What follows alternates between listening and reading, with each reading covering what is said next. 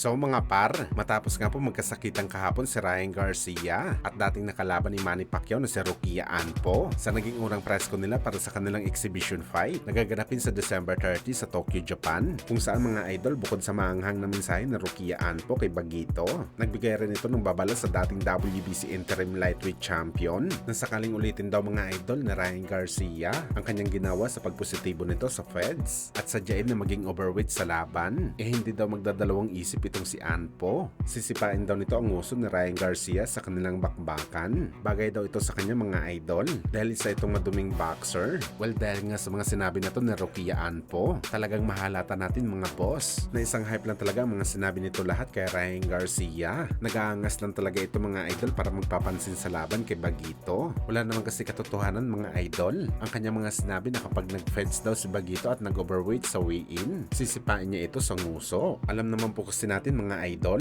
na bawal talaga kay Rukia Anpo na gumamit ng sipa dahil isang boxing match ang laban nito kay Bagito at alam ito mismo na Rukia Anpo mga boss na kapag nagawa nito sipain sa Ryan Garcia, magmumulta ito ng milyones sa laban at siguradong maharap din ito sa matinding parusa mga idol. Kung matatandaan nyo mga boss, bago magumpisa ang laban ni Manny Pacquiao at Rukia Anpo, nagbabala ng pamunuan ng Rising Fighting Federation kay Rukia Anpo na sakaling gumamit ito ng sipa sa laban, talagang maharap siya sa kaso at syempre magmumulta ito ng tumataginting na 5 million US dollars. At malaki ang tiwala natin mga boss na ito rin sigurong ibibigay na parusa sa Japanese kickboxer kapag sinipa nito ang uso ni Ryan Garcia. Kulang pa talaga ang kanyang maging purse money pambayad sa multa sa bakbakan.